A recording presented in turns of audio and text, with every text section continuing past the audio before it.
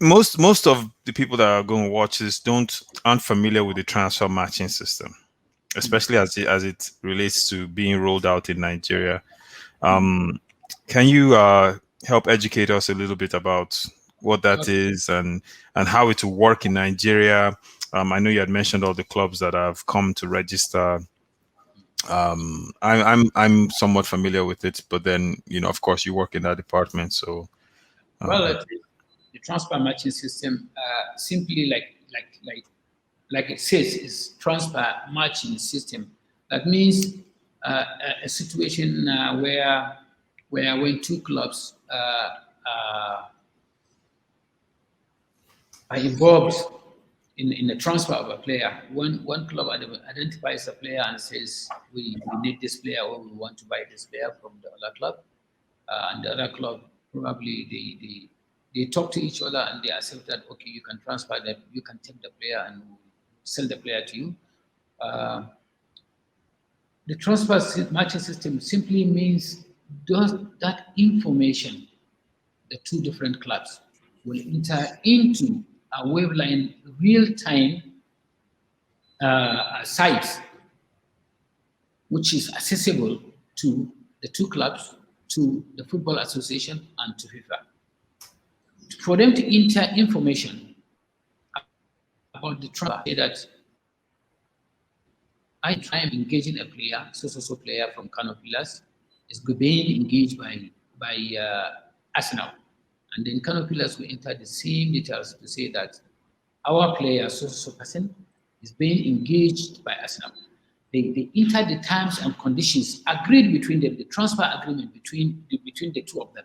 Each of them will enter the same information. By the time they finish entering this information, when this information matched, it is now called it is now a transfer matching system. Now it has matured.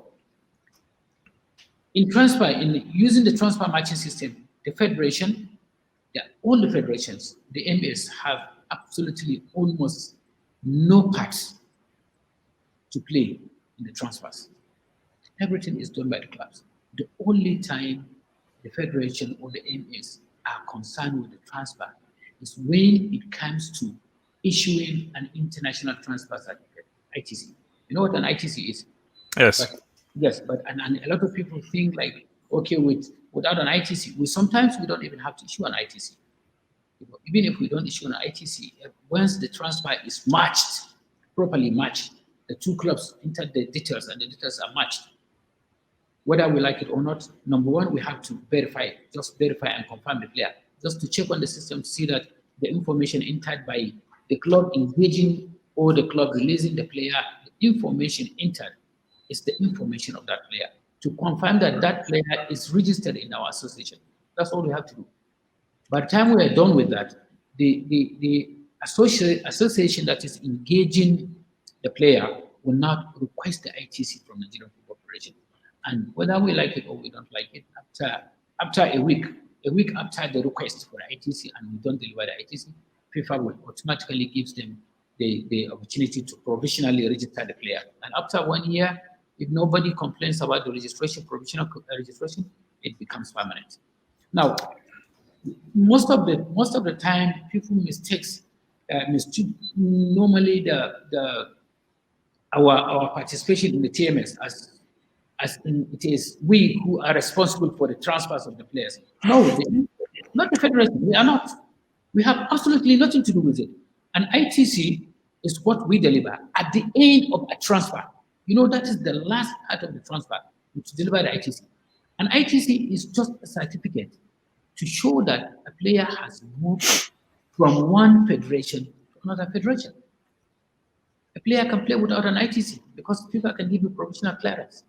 So once a player has moved from one country to another to play his football in, it is an obligation for the country he is living to issue the ITC. And if you don't, after 1 week, FIFA gives the ITC. So transfer matching system is a platform that helps both clubs and especially clubs in Africa to be able to track the movement of the players and especially their players. Once they move from one club to another, all you do is go to the TMS, click if you have a TMS account, click on users, click on a player, type the name of player, and you'll see the player. You'll see his ID, you'll see which country he is playing for, he is playing in, you'll see which club he is playing for. And if you don't know about the movement or about the transfer, and he has played for you, there's also what is called the player passport. This shows the history, the records of all the clubs the player has played for. So once you have that, and in that player, in that IPP, the name of their club is on the IPP to show that the player has played for your club. You use the IPP and you can claim solidarity mechanism and training compensation.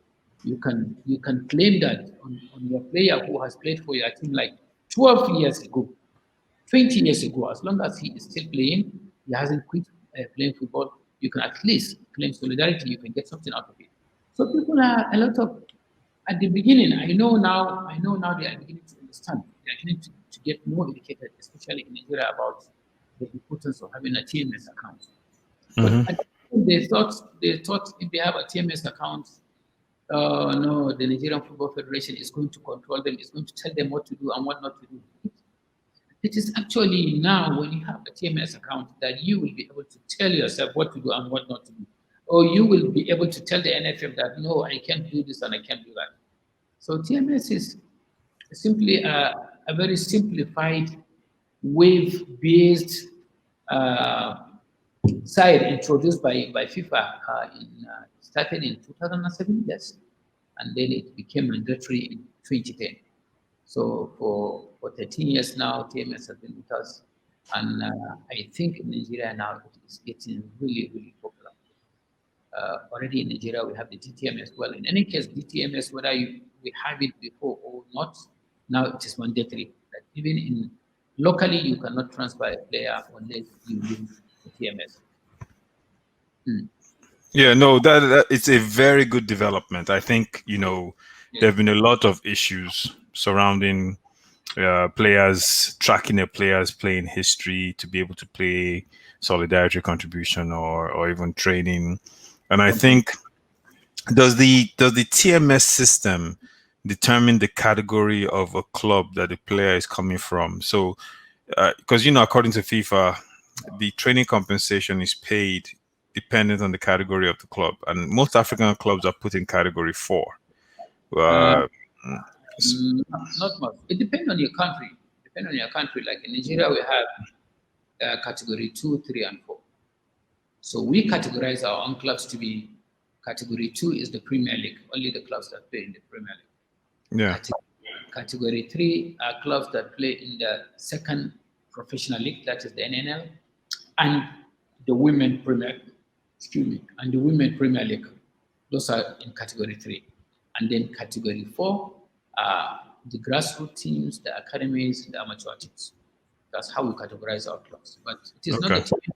It is not the TMS that determine for you category of your clubs. It is the federation that determines which club is in this category and which club is in this category. And in the case of Nigeria, Premier League is in category 2, the National League, the National Pro League, and the Premier Women League, Professional League is category 3, and then the amateur, the grassroots, and all others are category 4 clubs.